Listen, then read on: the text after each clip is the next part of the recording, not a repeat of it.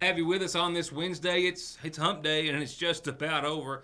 Not without the threat of a few more showers and thunderstorms. Big downpour early this morning for a lot of folks in the viewing area. Some folks just saw sunshine and humidity throughout the day. Then by the time the afternoon and evening hours rolled around, a couple of hours and just before the program started, most everyone was getting in on the action to some degree. We'll talk about that trend and how today was the best, but not only shot of some showers and thunderstorms. I can tell you that while the chances will decrease as the days go on, temperatures look to be hovering in the mid-80s and not the upper 80s, but humidity levels will make up for it, as they did today. You could feel it out there, couldn't you? An updated forecast before we leave you. Coverage of the Montgomery County Fiscal Court meeting, Sayersville City Council meeting this week, as well as an update on Morgan County Judge Executive Tim Conley. Also, we'll talk football. Can you believe it kicks off literally this Friday night? I'll tell you who's playing this Friday. Not all the high school area teams, but most, and we'll tell you when and where they're going to be. And I'm hoping to have a chance to sit down with our new coach at the Montgomery County High School and some of the players maybe before their first game this Friday. Got my fingers crossed. We'll wait and see how that pans out. I don't have details on the identity of the individuals, but per Mike Nichols of the Sayersville Police Department, I have learned of several arrests that have taken place on the Mountain Parkway, a sign that drugs continue to be brought into the viewing area or through the viewing area on the Mountain Parkway, the major thoroughfare that you never know what's going to be traveling on it. But I can tell you this past Sunday night around 1 o'clock in the morning, Officer Nichols and Trooper Pratt with the state police were conducting a traffic check at the old Tollgate Plaza on the Mountain Parkway. They stopped a vehicle of suspicious nature and then stopped the vehicle, and then something of suspicious nature garnered their attention. Inside they found cocaine residue in at least 2 bags, $4,100 on the individual, a set of scales that individual said to be transporting, according to police, drugs they believe from Lexington to Pikeville. And the following morning, right around the same time, right around 1 a.m. at the exact same location, another traffic check by the same 2 officers, Pratt and Nichols. Individual stopped carrying a concealed deadly weapon without a permit, 3 bags of marijuana, 2 sets of scales, another jar of marijuana, also bags to sell the processed marijuana individually, pills not in their proper container, and another substantial amount of cash. I don't have at this time the identities of those individuals. This is a follow-up to just a couple of other traffic safety checkpoints in the same exact location within the last month or so that has yielded crack cocaine, several gallon-sized bags of marijuana, several sets of scales, and other drug-related materials, with arrests transpiring out of each and every one of those stops, obviously. Just a little indicator that that's what sometimes and more often than what we would like is traveling down the Mountain Parkway and through our area. Local headlines in just a second, but first, there's not much to say tonight on behalf of the FBI or Morgan County Judge Executive Tim Conley's office. Only a few details about the raid that reportedly took place in West Liberty early yesterday. The only thing we know at this hour is that there is an investigation ongoing, and Conley had no comment to reporters earlier today, 24 hours after federal investigators and Kentucky State Police conducted a search in West Liberty at his office and were told his home. Conley only saying this morning that he had not yet spoke to an attorney in regards to the matter, and all the FBI is saying is that they are confirming that they, as well as the Kentucky State Police, did conduct what they referred to as an authorized search in Morgan County yesterday with what they termed an ongoing investigation. They offered no details about that investigation, how long it had been ongoing, or what they were searching for. Eyewitnesses, though, have stated that investigators did take with them a great deal of records and at least one computer from the Judge Executive's office. Now, all this follows several years ago, a case when Conley was pardoned by then Governor Ernie Brown before he was even found guilty of any charges after he was indicted in 2007 on 3 counts of abuse of public trust. Those charges were dismissed after some sort of a technicality based on the grand jury proceedings. When I come back, Sayersville City Council coverage after these messages. Whether you're coming home or just want to feel at home for one night or a few, the Mortimer Lofts in Sayersville are that perfect experience you're looking for, with 2 newly restored and uniquely appointed lofts overlooking downtown from one of its historic structures filled with its history throughout. Each can accommodate up to 4 guests, 6 with the option of a connecting bedroom, or the entire floor can sleep 10 comfortably. And with all the amenities like king beds, HD TVs, free Wi-Fi, private baths, and kitchenettes to make your stay a memorable one. To see more and reserve your next visit, go to Sayersville, Kentucky on vrbo.com or email the Mortimers at 2reachsue@yahoo. Check out our daily specials to get even better after 4 o'clock only at your Sayersville Lee's Famous Recipe, where Thursday is Dipper Day. That's right, get our boneless wing dipper meal with your choice of 2 homemade sides and a biscuit for just $4.99 or only $4.29 after 4 p.m. only at your Sayersville Lee's Famous Recipe. There may never be a better time to buy because the summer sales event rolls on at Conley's, Kawasaki, and Polaris of Paintsville. Interest rates on new Polaris as low as 2.99% and rebates up to $1,000 and 0% financing on select new Kawasaki's and all the accessories to go with them at Conley's, Kawasaki, and Polaris of Paintsville, the place to ride.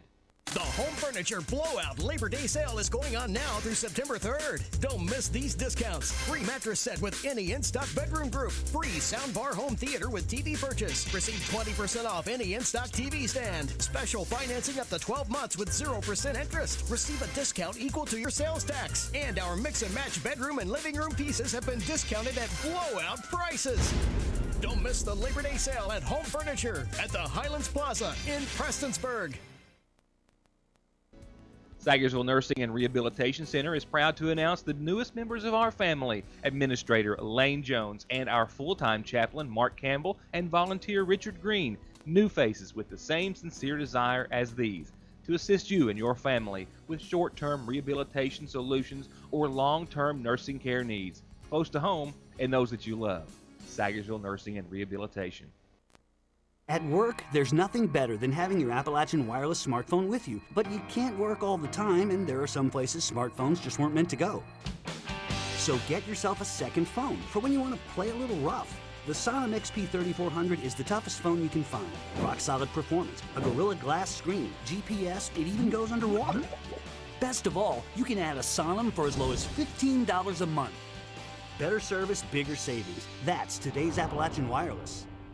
Speaking of the budget for Sayersville, and some other items were covered, as well as the mayor's report in the regular session of the Sayersville City Council this Monday night. After standard business of payment of bills, approval of minutes, things of that nature, it was time to talk taxes. Residents will be glad to know that tax rates for property and both vehicle valuation within the city limits of Sayersville stayed the same per the assessment for 2013, and a vote on that matter concluded just that fact. Tax rates will remain as they were last year and see no increase. An ordinance adopting the budget for the fiscal year of 2013 through 14 saw its first reading. The mayor promised the council a breakdown with more information in the coming days. They were still waiting some tabulations and reimbursements from FEMA and a few other bits and details in order to have a complete breakdown of the budget for Sayersville. We'll present that information to you when we're able to get it as well. Cell phones were proposed by the mayor for Sayersville City Police Department officers designated for their use on duty and only on duty. That discussion was tabled for the time being. And then it was time for the mayor's report on tree removal and sidewalks to be constructed. The house is, I've been on Route 40 on Route 7, and we also got rid of the house on Route 40 that was dilapidated. The one that's in the curve down there below by Rick Howard's Not down barn? in there, we got the one up on top of the road that had been burnt once or twice, so we got rid of that. The first sidewalks that's been laid in Sayersville in many years was laid this 2 weeks ago between Tom Frazier's and the Justice Center. We raised, I thought, 50 foot of sidewalk we put down for in there. It looks real good. Looks real good. People are using it every day. People are using it every day. Every day. The city has removed the trees and all the stuff from around the cabins and Pioneer Village for Founder's Day. We trimmed the trees back for them and all that, and they appreciate that very much. It made it look a whole lot better around the walking bridge where you come across there. And then the other project we done was around the Baptist Church. I hope everybody noticed that during Community Day, how good that looks. Wonderful, real. We got all that cut out, and like I said, the next project is maybe Tommy's or Burning Fork or on up toward Burning Fork. That's the area we want to try to, I think, look the best for the city, you know, for the first, and then keep on going. Once we get it cut down, get all of them out there, then it's easy to keep it up, so we can keep it down. Me and Jeff, we got an estimate on some concrete on what it would take. We started at the lower end of town and went all the way to where all the sidewalks are at, all the way to the upper end of town, and we set and mapped all the sections that need to be replaced or repaired, And we sent over for an estimate, and they give us, it take 23 yards of concrete to fix every sidewalk from here all the way up to where they end at. And then put a new section in between, that it ends up here on this side and goes on up to Surfville Medical. They put a 50-foot section in there, brand new, and it was 23.5 yards at $90 a yard. So for about $2,400, we can fix all the sidewalks all the way up ourselves. Not counting the labor now. Now, not counting the labor now, that's just the concrete. We are going to get an estimate, we're going to bid it out. And He said he's gonna have you 3. he said he'd have 3, and we'll bid it out. We will, I'm gonna bid it out 2 ways, with them removing the sidewalk, and then us removing it, and then just letting them replace it back. So we'll get 2 bids. Also, blacktop, which is expected to start relatively soon in the city of Sayersville and Magoffin County, was discussed as well. They're hoping to see some of those funds put to use and some blacktopping of some city streets possibly within the next month or so. There was some discussion of safety officers. We're told that the city of Sayersville has hired 2 safety officers, which will have duties of ticketing and other things within the city limits. They will not be able to have all the duties of an actual police officer. They will not go through the training, but they will be able to take some of those lighter duties from the Sayersville City Police in hopes, the mayor says, of allowing the city police officers to do more while they're on the clock. On yesterday, the Magoffin County Fiscal Court met in regular session. We'll cover at least one aspect of that meeting, something that I suspect may not sit well with everyone out there in regards to permits for electricity and plumbing. It's a mandate by the state. The county does have an option, so to speak, and they're going to be following through with that, and they actually already began to do so during the regular meeting on this past Tuesday morning. I'll have that story for you in just a few moments. Right now, I've got tonight's community calendar announcements.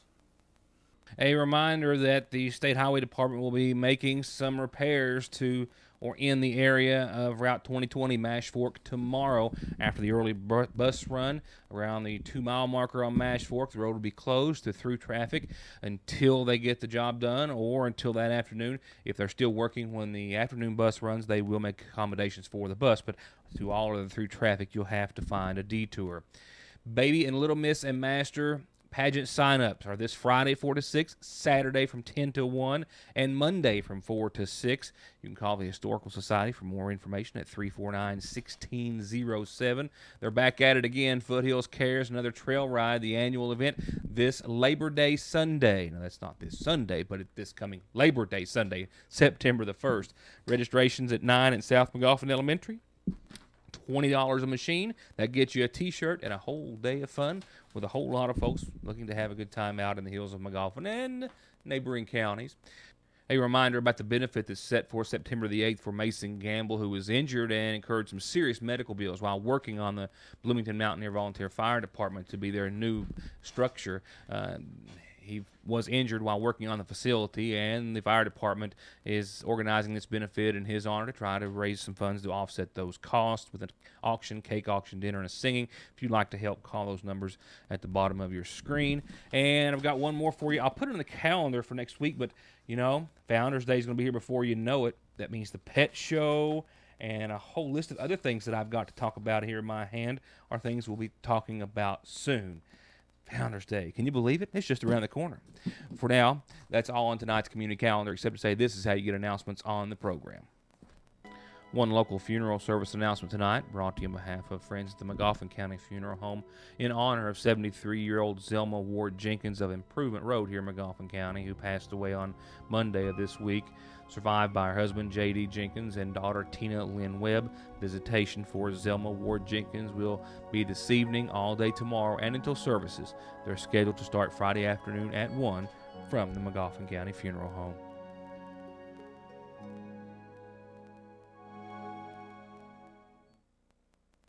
Hi, I'm Don McFarland. I am an attorney in Sayersville, Kentucky, and I'm here to serve you and meet your legal needs.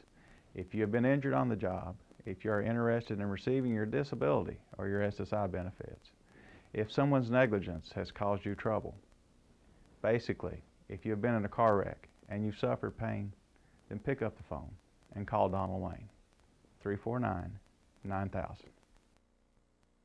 Come in and explore all the summer fashions and styles at Fraser's Prater Drug Seasonal Shop in downtown Sayersville, where now you can come in and order from our acrylic cutout, monogram, and nameplate collection in cool acrylic colors or in sterling silver or gold or rose gold vermeil. now especially at Fraser's Prater Drugs Seasonal Shop in Sayersville. Faster, friendlier, family-owned Parkway Pharmacy, open 8:30 till 6:30 Monday through Friday in the new McGoffin Medical Plaza under the care of local pharmacist Jesse Rudd. To make Parkway Pharmacy your pharmacy, come by or give us a call at 349-4400. Before you call anyone else, call Asphalt Paving Company, APC, for a list of local and area paving jobs that they've done and still look great after 15 or 20 years, and for an estimate on your blacktopping project. Driveways, parking lots, residential or commercial. APC has a 10-year guarantee, decades of experience, and a reputation for using the best materials to pave, resurface, seal, or stripe your property. APC, 859-983-6433. The McGoffin County Fiscal Court met in regular session yesterday morning. I'll cover some other business and aspects of the meeting at a later time, scheduled for tomorrow. But tonight, one aspect that I assume may not sit well with everyone, but the county handling it the best they say that they can with the only option that they have in this regards. Hass Gullett, a longtime electrical inspector with decades in his profession, brought information before the McGoffin County Fiscal Court that as of the first of the year, the state is going to mandate that either individual counties have electrical and building inspectors designated on their own, or it will be issues that will have to be taken through Frankfort. It's been in effect for a while, but January the 1st, the counties, cities all over the state have to have a permitting program in place and approved by the Department of Housing and Building Construction. Week before last, we met in Lexington with Commissioner Wilson. He seems to be an awful nice person. He said he would help the counties and cities in any way he could. All you have to do is call on him. What it amounts to is, starting January the 1st, this program has to be in effect or the state takes over. We will have to issue permits through Frankfort. This is electrical permits, building permits. The county's going to have to, the cities, appoint someone to issue these permits and someone on the building part to do the inspection, on the electrical part to do the inspection. It's very unpopular, as you all know, to have somebody come out of the head of the river and head of Tick Lick. They want to add a little onto the house, they have to come over here and get a permit. And the reason I'm here today is to try to give you plenty of time to get it in the paper and get it on the radio and let the people know that this is not your doing, that this is the state's doing. This 34 pager, I'm not going through it. I'm just going to give you the essence of it. And you have to appoint an electrical inspector. You have to sign a contract. It doesn't have to be any money involved or anything, but just appoint someone to do it.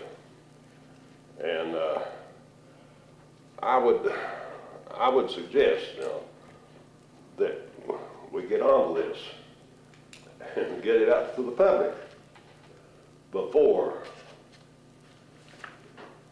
the state takes over. Well, we have to appoint a building inspector also, Yeah. electrical, and what was the other one? Right. Was there another inspector? I asked that question. That was my main concern about the inspector for the building and everything. I said, does he have to be a licensed carpenter or what have you? He said, no, you don't have to be that. Just get someone that's familiar with carpenter work. And Now, in regards to the building inspector, that is going to be discussed and investigated further by the court. In regards to the electrical inspector, Hardin made a motion after the presentation by Gullett that they appoint Gullett as the electrical inspector, to which he agreed and signed a contract there before leaving. How far-reaching is this? We all have relatives or friends or someone who may live in a subdivision in a larger city in this state or others, and if you do, you know that permits and codes can be quite cumbersome and can encompass everything from swimming pools to fences and any and all aspects of what they may want to add to their own property. We're still looking into that. As of right now, all we understand per Gullett's presentation is that in order to prevent permits to have to be obtained through Frankfort, which would mean an inspector who would oversee 17 counties, says Gullett, coming to your respective place of business or residence to issue and inspect, which could take an unknown amount of time, the county does have the option of handling on the local level. They have, I believe, the discretion to set, if any, fees that they so decide. All that information is still being gone over, as you said or heard, by Mr. Gullett in about a 34, 35-page set of documents that he had. We're going to read those as well and have more today, but at a later date. But as of right now, the county is also investigating what they have to do in regards to having this service provided by the county and not something that we as the general public will have to seek through the state of Kentucky. I suspect something that all counties will be looking into further. I'll be right back with more of your news today after this. Regardless of the project, big or small, inside or out, Bailey's Carpet has your job covered with service after the sale on Husqvarna and Red Max power tools and equipment. You covered with great deals on boots and clothing by Georgia, Red Wing, and Carhartt, and your floors covered with premium materials at low prices from Bruce, Armstrong, and more at Bailey's Carpet and Hardware in Salyers.ville.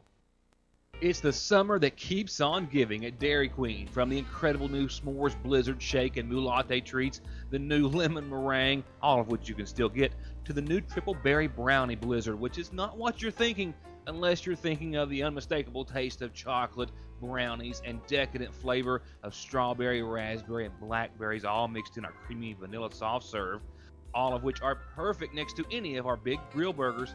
And don't forget, we've still got the $5 lunch at your Sayersville DQ. At the end of every race, Mark Martin hangs up his driving gloves. He hangs up his fire suit. And he hangs up his helmet. Which is why he picks up his phone and opens the ER Extra app. The app shows ER Extra wait times, locations, and more. It's the one safeguard Mark Martin is never without. ER Extra at Paul B. Hall Regional Medical Center. Extra fast, extra easy, extra great. It's an emergency excess sell-off at Hunt Chevrolet in Paintsville, Kentucky. I've marked every vehicle up to $12,000 off, just like this 2013 GMC Yukon was $50,000, now $37,950. Or this 2013 Chevy Silverado was $40,000, now $27,980. An all sales decision within 15 minutes or less, or we'll give you the vehicle. It's an emergency excess sell-off. Isn't it time to buy Hutch? The Home Furniture Blowout Labor Day Sale is going on now through September 3rd. Don't miss these discounts. Free mattress set with any in-stock bedroom group. Free soundbar home theater with TV purchase. Receive 20% off any in-stock TV stand. Special financing up to 12 months with 0% interest. Receive a discount equal to your sales tax. And our mix and match bedroom and living room pieces have been discounted at blowout prices. Don't miss the Labor Day Sale at Home Furniture at the Highlands Plaza in Prestonsburg.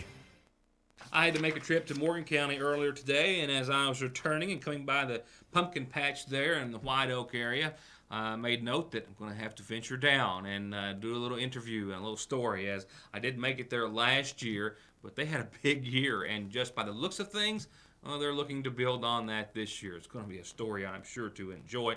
I will make some contacts and try to do that pretty soon. Pumpkins are in the field, and they're getting ready for what I suspect will be a very active fall season down at the pumpkin patch. On that note, though, in neighboring Floyd County, the man who has the state record for the largest pumpkin, who prides himself on the giant melons, pumpkin and melon, nevertheless, actually took 2 state fair titles this summer, one in Kentucky and one in Indiana, and apparently the pumpkin lost a little weight on its way to one, but it really didn't matter. This was a picture featured on today's edition of the Floyd County Times, and at the center holding the check. I can't tell how much the check is for. Oh, I know how much it's for. It's $1 for every pound of his pumpkin, and that's Dwight Sloan of Prestonsburg. He grows these giant pumpkins, and the state record under his name is 1,278.5 pounds. And while his latest entry in the state fair here in Kentucky and in the Hoosier State didn't do that well, it was big enough to take the blue ribbon in both.